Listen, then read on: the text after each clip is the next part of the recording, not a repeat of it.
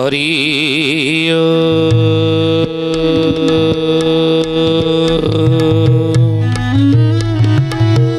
ओम भूर्भुवः स्वः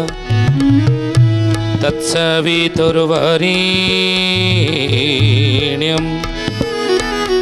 भर्गो देवस्य धीमहि धियो यो नः प्रचोदयात्।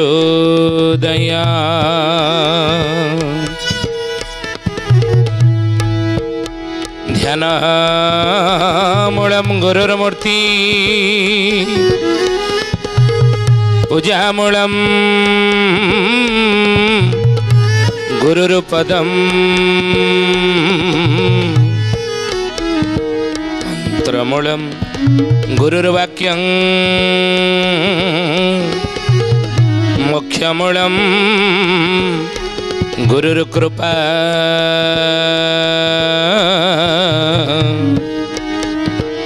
मोक्षमूलं गुरुर्कृपा। बोलिए महापुरुष अच्युतानंद जी की शुद्धि जानी ज्ञानी गुणी मंडली आज अध्याय आलोचना को आपण मानक स्वागत जनाऊँ। आज मालिका वचन आलोचना रे आमे आलोचना करिया को जाउछी। अच्युतानंद महापुरुष तांग मालिका शास्त्र रे समाजर लोकचरित्र को लक्ष्य करी तांग शिष्य रामचंद्र निकट कहिछन बाबूरे संसार रे 5 जन लोक जे कि नाश जानती निंदित होती। से 5 जन किए ज्ञानी गुणी मंडली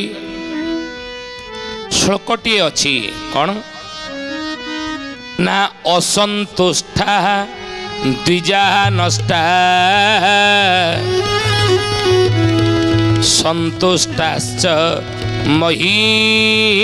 भूप सलज्जा गणिका नष्टा निर्लज्जास्ते कुलांगना।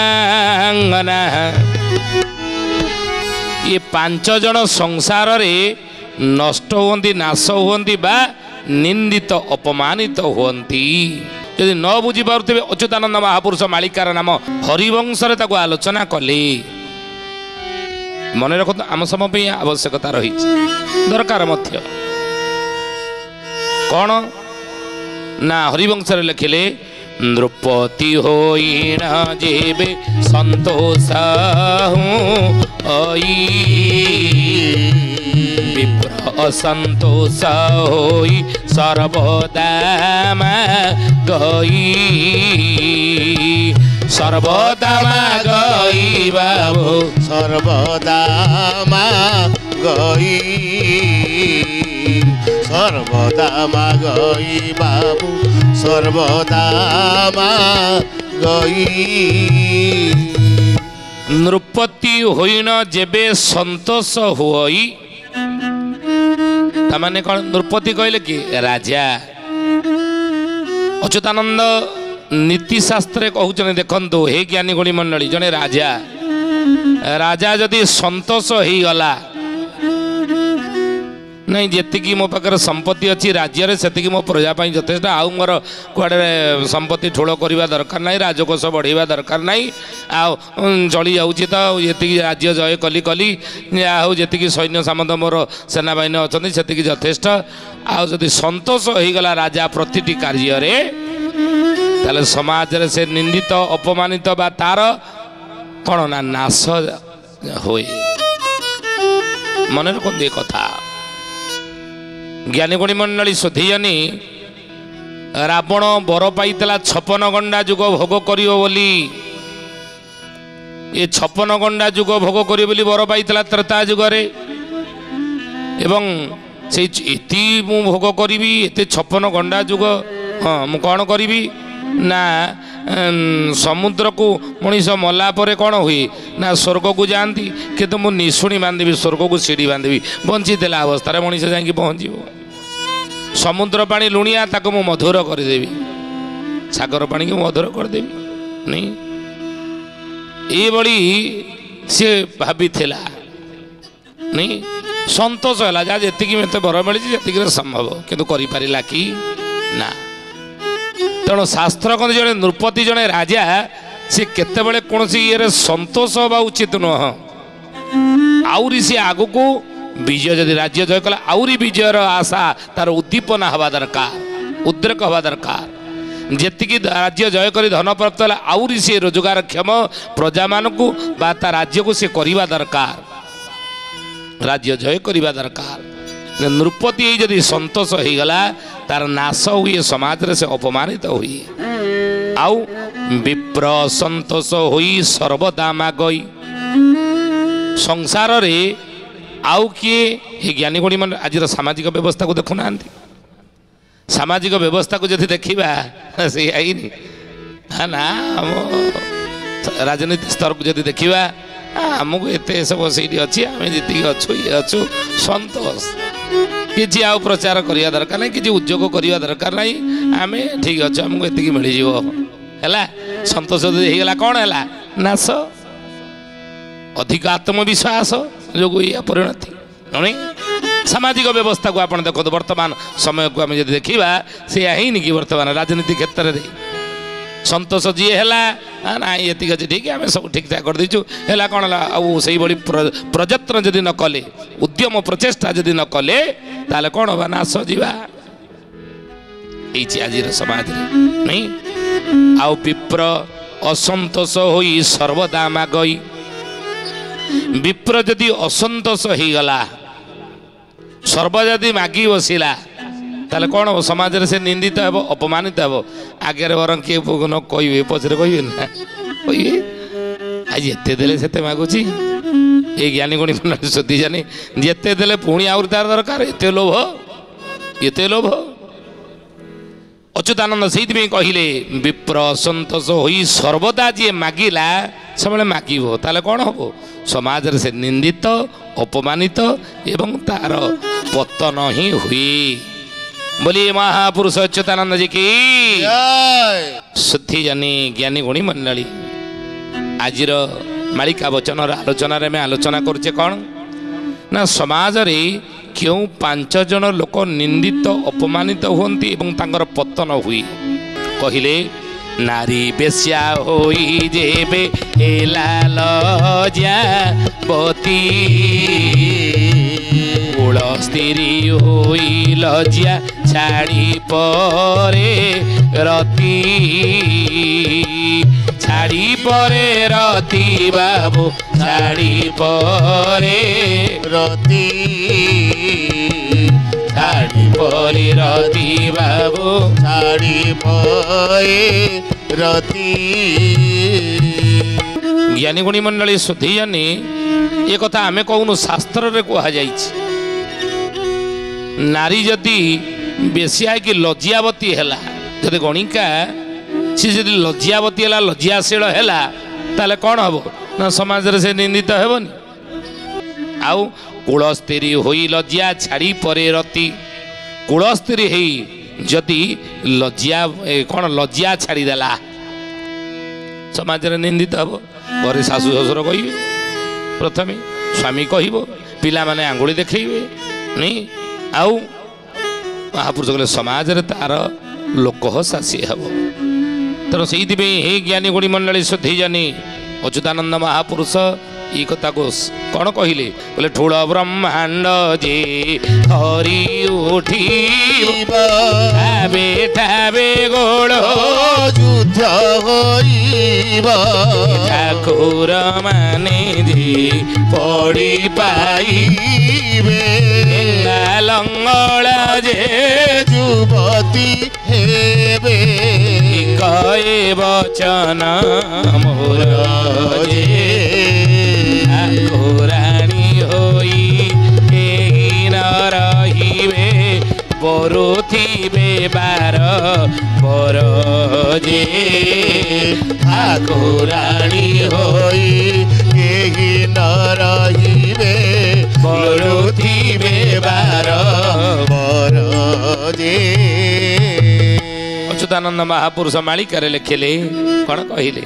ठूल ब्रह्मांड जे थरी उठिब ଠାବେ ଠାବେ ଗୋଳ ଯୁଦ୍ଧ ହୋଇବ ଠାକୁର ମାନେ ଯେ ପଡ଼ି ପାଇବେ ଠେଙ୍ଗା ଲଙ୍ଗଳା ଯେ ଯୁବତୀ ହେବେ ଠିକ ଏ ବଚନ ମୋର ଏ ଠାକୁର ଏଠି ଠରେ ଲେଖିଲେ ଦେଖନ୍ତୁ ଇଏ 34 ନା ପଦର ପ୍ରଥମ ଅକ୍ଷରଟି ସବୁ ଗୋଟିଏ ଅକ୍ଷରରୁ ହିଁ ଆରମ୍ଭ ହେଇକି ଚାଲିବ ଠୁଳ ବ୍ରହ୍ମାଣ୍ଡ ଠରେ ଲେଖିଲେ ଠୁଳ ବ୍ରହ୍ମାଣ୍ଡ ଯେ ଥରି ଉଠିବ ପୁଣି ସେଇ ଠରେ ଲେଖିଲେ କ'ଣ ଠାବେ ଠାବେ ଘୋଳ ଯୁଦ୍ଧ ହୋଇବ ପୁଣି ଠରେ ଲେଖିଲେ ଠାକୁର ମାନେ ଯେ ପଡ଼ି ପାଇବେ ପୁଣି ସେଇ ଠରେ ଲେଖିଲେ ଠେଙ୍ଗା ଲଙ୍ଗଳା ଯେ ଯୁବତୀ ହେବେ ପୁଣି ସେଇ ଠରେ ଲେଖିଲେ ଠିକ ଏ ବଚନ ମୋର ହେ ପୁଣି ସେଇ ଠରେ ଲେଖିଲେ ଠାକୁରାଣୀ ହୋଇ କେହି ନ ରହିବେ ବରୁ ଥିବେ 12 ବରଜି ସୀତା ଠାକୁରାଣୀ 14 ବର୍ଷ ବନବାସ ପ୍ରଭୁ ରାମକୁ ହେଲା ପିତୃ ସତ୍ୟ ପାଳନ କରିକି 14 ବର୍ଷ ବନବାସ ଗଲେ ସେତେବେଳେ ଯଦି ଆଜିକାଲିକା ସ୍ତ୍ରୀ ହେଇଥାନ୍ତେ ସେ କ'ଣ କହିଥାନ୍ତେ ତମେ ବାପା ତାଙ୍କର ସତ୍ୟ କରିଥିଲେ ତମେ କାହିଁକି ଆଗକୁ ହେଇକି ବାହାରୁଥିଲ ତମେ କ'ଣ କହିଲ ବନବାସ ଯିବ ମା ଯଦି କହିଲା ନାଇଁ 2ଟା ବରରେ ପ୍ରଥମେ ତମ ପୁଅ ଯିବ 12 ବର୍ଷ ବନବାସ 14 ବର୍ଷ ବନବାସ ଆଉ ଗୋଟେ ପୁଅ ସିଂହାସନରେ ବସିବ ତମେ କାହିଁକି ରାଜି ହେଇଗଲ ବନବାସ ଯିବା ପାଇଁ ତମେ ଘରକୁ ଛାଡ଼ିବା ପାଇଁ କାହିଁକି କହିଲ ଏ ଘର ବାପା ସମ୍ପତ୍ତି ଉପରେ ତମର କ'ଣ ଅଧିକାର ନାହିଁ ପୁଅର ଅଧିକାର ନାହିଁ ପୈତୃକ ସମ୍ପତ୍ତି ଉପରେ ନା କାହିଁକି ତମେ ବାହାରିଲ ଘରୁ ବାହାରି ବାପା କହିଲେ ବୋଲି ତମେ ବାହାରିଯିବ ମା କହିଲା ବୋଲି ତମେ ବାହାରିଯିବ ନା ଯଦି ବାହାରିଛ ମୁଁ ଚାଲିଲି ମୋ ପୁଡ଼ା ପୁତୁଳା ଧରିକି ମୋ ବୋପା ଘର ମୁଁ ଆଉ କେଉଁଠି ରହିବିନି ମୋତେ ଭଡ଼ା ଘରେ ନେଇ କେଉଁଠି ରଖିବ ଇଏ 5 ତାଲା ବିଲ୍ଡିଂ ଛାଡ଼ିକିରି ମୁଁ ଯିବି ନା ମୋ ବୋପା ଘର ମୁଁ ଚାଲିବି ମୋ 5 ତାଲା ବିଲ୍ଡିଂ ମୋ ବାପ ଘର ମୁଁ ଏଠି ରହିବିନି ଆଜିକାଲିକା ସ୍ତ୍ରୀ ଲୋକ ହେଇଥିଲେ କହିଥାନ୍ତେ ନାରୀ ହେଇଥିଲେ କିନ୍ତୁ ସେତେବେଳେ ମା ଭଗବତୀ ସୀତା ସେ ସମୟ ଦେଖନ୍ତୁ ପୁରାଣ ଯୁଗର ପତି ବିନା ଅନ୍ୟ ଗତି ନାହିଁ ଅବଳାର ପତି ହିଁ ସର୍ବସ୍ୱ ତାର ଜୀବନର ସାର ସେ ସମୟରେ ନାରୀ ତା ସ୍ୱାମୀ କି ଇହକାଳ ପରକାଳ ଦେବତା ରୂପରେ ଗ୍ରହଣ କରିଥିଲା ମୋ ସ୍ୱାମୀ ଗଛ କେଉଁଠି ଯଦି ପତ୍ର କୁଡ଼ିଆ ରହିବ ମୁଁ ସେଇଠି ରହିବି ମୋ ସ୍ୱାମୀ ଯଦି ଗଛ ତଳେ ମୋତେ ନ ରଖିବ ମୁଁ ସେଇଠି ରହିବି ମୋ ସ୍ୱାମୀ ଯଦି ପଖାଳ ପିଆଜ ଖାଇବ ମୁଁ ପଖାଳ ପିଆଜ ଖାଇବି କାହିଁକି ନା ପତନାଦ ରକ୍ଷତି ପତ୍ନୀ ପତ୍ନୀ କି ନା ସ୍ୱାମୀ କି ଯିଏ ପତନରୁ ରକ୍ଷା କରେ ସ୍ୱାମୀ କି ଯିଏ ବିପଦରୁ ରକ୍ଷା କରେ ସ୍ୱାମୀ କି ଯିଏ ଅସୁବିଧାର ରକ୍ଷା କରେ ସେ ତ ପତ୍ନୀ ସେଇଥିପାଇଁ ଶାସ୍ତ୍ର କହନ୍ତିନି ଏକ ଭାର୍ଯ୍ୟା ପୁରୁଷସ୍ୟ ଭବେ ତମ ପରଂ ଶାଖା ଗୋଟେ ସ୍ତ୍ରୀ ହେଉଛି ସ୍ୱାମୀର ସୁଖର ଅଧେ ଦୁଃଖର ଅଧେ ହେ ଜ୍ଞାନୀ ଗୁଣୀ ମଣ୍ଡଳୀ ତ ସେଇଥିପାଇଁ ବିବାହ ସଂସ୍କାରରେ ଆପଣମାନେ ଦେଖିବେ ଆଜି ସଂସ୍କାର ପରମ୍ପରା ଥିଲା ଆଦିମ ଯୁଗରେ 52ଟି ସଂସ୍କାର ଥିଲା ତା ଧୀରେ ଧୀରେ କମି 16 ବିଧ ସଂସ୍କାର ହେଲା 16ଟି ସଂସ୍କାର କରାଯାଉଛି ଆଜି ମଧ୍ୟ ଆପଣ ଦେଖିବେ ବିପ୍ର ଘରେ କିନ୍ତୁ ସେ 16ଟି ସଂସ୍କାର ଧୀରେ ଧୀରେ କମି ବର୍ତ୍ତମାନ ଅଖିଳ ବିଶ୍ୱ ଗାୟତ୍ରୀ ପରିବାର ଗୁରୁଦେବ ସମାଜର ବ୍ୟବସ୍ଥାକୁ ଲକ୍ଷ୍ୟ କରି 10ଟି ସଂସ୍କାରକୁ ମହତ୍ତ୍ୱ ଦେଇଛନ୍ତି ନାଇଁ ତା ଦେହରୁ 2ଟି ସଂସ୍କାର ଅତିରିକ୍ତ ଯୋଡ଼ିଛନ୍ତି ବିବାହ ଦିବସ ଏବଂ ଜନ୍ମ ଦିବସ ତେଣୁ କହିବାର କଥା ଯେ ମହାପୁରୁଷମାନେ କହିଲେ ଏ କଥା ପତି ଅନୁକୂଳ ହେବା ନାଇଁ ପତି ପ୍ରତିକୂଳ ହେବା ନାହିଁ ପତି ସହିତ ସହଗାମୀ ହେବା ଏ ଗୋଟେ ସୁଖର ଅଧେ ମୋ ଦୁଃଖର ସିଏ ଅଧେ ତେଣୁ ମହାପୁରୁଷମାନେ କହିଲେ କୂଳ ସ୍ଥିରୀ ହୋଇ ଲଜ୍ଜା ଛାଡ଼ି ପରେ ରତି ଅଚ୍ୟୁତାନନ୍ଦ ସେଇ କଥା ମାଳିକାରେ ଲେଖିଲେ କ'ଣ କହିଲେ ଠିକ ଏ ବଚନ ମୋର ଯେ ଠାକୁରାଣୀ ହୋଇ କେହି ନ ରହିବେ କଳିଯୁଗରେ ସୀତା ଠାକୁରାଣୀ ଏ ସବୁ ଠାକୁରାଣୀ ମାନେ ଥିଲେ ନା ସେତେବେଳେ ଆଉ ଆଜି କଳିଯୁଗରେ ଠାକୁରାଣୀ ମାନେ ଅଛନ୍ତି ନା ଆଜି ନାରୀ ଠାକୁରାଣୀର ଆସନ ପାଉନାହିଁ ସେତେବେଳେ ଦେବୀର ସମ୍ମାନ ପାଇଥିଲା ନି ଅହଲ୍ୟା ଦେବୀ ଉର୍ମିଳା ଦେବୀ ନାରୀ ନାଁ ସହିତ ପରେ ଦେବୀ ଶବ୍ଦ ଯୋଡ଼ା ଯାଉଥିଲା ନି କିନ୍ତୁ ବର୍ତ୍ତମାନ ସେ ଦେବୀ ଶବ୍ଦ ଯୋଡ଼ା ଯାଉଥିଲେ ମଧ୍ୟ ତାର ମହତ୍ଵ ମହିମାକୁ କିଏ ବୁଝିଛି ତେଣୁ ମହାପୁରୁଷ ସେଇଥିପାଇଁ କହିଲେ କୂଳ ସ୍ଥିରୀ ହୋଇ ଲଜ୍ଜା ଛାଡ଼ି ପରେ ରତି ନିନ୍ଦିତ ହେବ ଅପମାନ ପାଇବ ଧନବନ୍ତ ହୋଇ ଯେବେ ବିପଦକୁ ଆସ ନିଶ୍ଚୟ ଜାଣିବ ଏହି ପାଞ୍ଚେ ଯାଆନ୍ତି ନାଶ ନିଶ୍ଚୟ ଜାଣିବ ଏହି ପାଞ୍ଚେ ଯାଆନ୍ତି ନାଶ ନିଶ୍ଚୟ ଜାଣିବ ଏହି ପାଞ୍ଚେ ଯାଆନ୍ତି ନାଶ ଜ୍ଞାନୀ ଗୁଣୀ ମଣ୍ଡଳୀ ସୁଧୀ ଜଣେ ଅଚ୍ୟୁତାନନ୍ଦ ମହାପୁରୁଷ ହରିବଂଶରେ କଥା ଲେଖିଦେଲେ ବୋଲି ମହାପୁରୁଷ ଅଚ୍ୟୁତାନନ୍ଦ ଜି କି ସୁଧୀ ଜଣେ ଜ୍ଞାନୀ ଗୁଣୀ ମଣ୍ଡଳୀ ଇଏ 5 ଜଣ ସଂସାରରେ ନଷ୍ଟ ହୁଅନ୍ତି ନାଶ ହୁଅନ୍ତି ବା ନିନ୍ଦିତ ଅପମାନିତ ହୁଅନ୍ତି କ'ଣ କ'ଣ ଗୁଣ ଥିଲେ ତାଙ୍କର ପତନ ହୁଏ ମହାପୁରୁଷ ବୁଝେଇଛନ୍ତି बोले धनवंत होई जेबे विपद को आस जड़े धनी लोक से सब जदि विपदर आशंका कर ये पैसा अच्छी कौन करी कौटी रखी व्यवसायटे करी जदि ये चोर डकायत मैंने आसिक दुकान भांगी सटर भांगी नहीं जाए गाड़ी डिक्की पैसा नहीं जाऊँगी ये बैंक काले बाटर छड़ी नहीं जाए ये टंका घरे रखी रखिले किए काले डकायत मैंने घरे पशिक आसिक लुट कर आमको बुझाली तरुआल देखिकी जदि धनी लोक ही से भय कला धनवंत हो जब विपद को आशा कला ताले सी धन को सुरक्षा दे पार धनर ना ना राति निद हम राति सुख निद्रा हे ना ना शांति से खाई पार ना ना शांति शोई पार ना ना शांति कुआडे बुली आसी पार ना तेणु विपद को मुझे सुना गहना पिंधि मुझे बजार घाट जी काले किए छिंडेक नहीं जी ये कथा भाव विपद को ताले पिंधुचु कहीं पिंधबुनु सिमती रहू विपद को आश्रा कले तार निश्चय जानब ये पांचे जानती नाश अच्युतानंद कहले हरिवंश राम रे ये 5 जन समाज रे नाश जानती ये कथा किए क्या केतबेले कहते ना द्वापर जुगर हरिवंश अच्युतानंद लिखिले दुर्दश कंस को केसी असुर उपदेश देवा जाए कथा कही हरिवंश महापुरुष लिखिले राजार धर्मे नाश जाई प्रजा जन धर्म अधर्म कथा तो जानईरा जन बाबू जानईरा जन बाबू जानईरा जन मन रखु हे ज्ञानी गुणी मंडली आम इस कथा जाना दरकार जब घरर जड़े मुरबी जदि खराब है बापा जदि खराब है पाप कला कहते बाप खाई ताल पुओ को हम काल नहीं तो सही न्याय जदि बाप माँ जार खराब हेले बाप जदि पापरे बुड़ी रहा अधर्म अनीतिर बुड़ी रहा तार फल संतान मैंने भोग करेंगे से परिवार समस्ते भोग करेंगे तो से भाई राजा जदि अन्याय कला जड़े राजा जदि पाप कला अधर्म कला भूल कला ताले तार परिणाम जे राजा केवल भोग करेंगे ता नुह से पापर से अधर्मर से अनीतिर परिणाम सारा राज्यवासी भोग करेंगे लेखिकी रखते कथा बोली एक आमे नुह मालिकार लेखा अच्छे तो से आजिकल जो कहते चारिड़े हाँ जी जहाँ कले नेता मंत्री आमर से कौन ना पापर धर्मर अनीतिर दुर्नीतिर फलस्वरूप परिणाम स्वरूप सारा राज्यवासी भोग करेंगे लेखिकी रखते कथा तेणु जो राजा जड़े प्रजापालक जड़े मंत्री जड़े राजनेता से मध्य ठीक हवा दरकार धार्मिक हवा दरकार नीतिवान हवा दरकार सच्चोट हवा दरकार बुझे जदि सच्चोट एवं नीतिवान धार्मिक व्यक्ति राजनीति क्षेत्र को जदि न आसंदे ना मन रखते कथा तार परिणाम ताले समस्त राज्यवासी भोग करेंगे मन रखते तेणु जड़े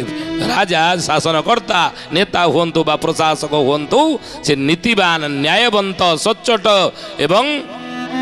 धर्मवंत ही दरकार हेले राज्य सुख शांति आनंद प्रजा माने समस्त रही अच्युत लिखिले मुतुम्भर पिता बाबू दियारो छी एते गुरु विप्र पीड़ा बाबू नकर की जीते नकर किंचिते बाबू नकर की जीते नकर किंचिते बाबू नकर की जीते अच्युतानंद सावधान कर रे कलिजुगर मणिष शिष्य रामचंद्र को बाबू रे दी जन को कषण देबू नाही दी जन मन दुख देबू नाही दुई जन अनिष्ट करू नाही दी जन को दुख देबू नाही चला किए ना गुरु विप्र गुरु कहले गोमाता विप्र कहले ब्राह्मण ये दुई जन को केवल दुख देबू नहीं सुखांदे दुखिता गाव दुखांदे पुत्र पंडिता मानंदे कला हर्जिया कुलांदे ब्राह्मण रिपु कुलनाश हो वंश नाश हो ये दुई जन को दुख देले ये दी जन क्षति कले ये दी जन को कष्ट रखिले किए ना विप्र आउ धेनु धेनु कले गोमाता विप्र कले ब्राह्मण वैष्णव आंक मन दुख कि आंको कष्ट देबु नाही आज समाज रे ज्ञानी गोड़ी मंडली जदि ये दुई जन कष्ट अच्छा दुख आम दौचे कि समाज रे जदि दुख रे अच्छा जानिबे आम बहुत कष्ट पाइबा दुख पाइबा तेणु गोमातार सेवा कर गोमाता को दुख दियो ना बुझिले तेणु हे सुधीजानी ज्ञानी गुणी मंडली ये 5 जन समाज रे निंदित अपमानित एमानकर पतन ही होता है बोली अच्युतानंद महापुरुष मालिकार लिखिं आम सावधान हो सावधान हो प्रति सतर्क रही नीति बाटर रहा है आज तो समय होती आसंत बाणी की विराम देवा से प्रभुंर नाम नहीं कि तापूर जन भक्तर ना कह बोले हरिपुर ग्रामे अछई केसरी कपि तात पाटरा कोल रे जन्मिची नामटे अनंत पाटरा कूल रे जन्मिची नामटे अनंत पाटरा कूल रे जन्मिची नाम अटे अनंत हरिपुर ग्राम पाटरा कूल अनंत नाम जड़े भक्त जन्म हो अच्युतानंद महापुरुष मालिका शास्त्र भक्त तालिकार ना लिखिदेले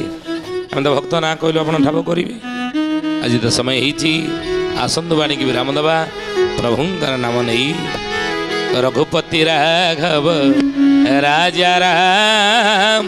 पतित पावन सीताराम बोलो रघुपति राघव राजा राम पतित पावन सीताराम सीताराम सीताराम भज प्यारे तू सीताराम बोलो सीताराम सीताराम भजो प्यारे तू सीताराम रघुपति राघव राजा राम पतित पावन सीताराम बोलो रघुपति राघव राजा राम पतित पावन सीताराम सुधीजानी ज्ञानी गुणी मंडली आज आसतु बाणिके ठारे विराम देवा पुणी आसंता अध्याय भेट हेबा रहुचु हरिओम शांति शांति शांति सर्वारिष्ट सुशांति भवतु। प्रार्थना आम आनंदर उत्स।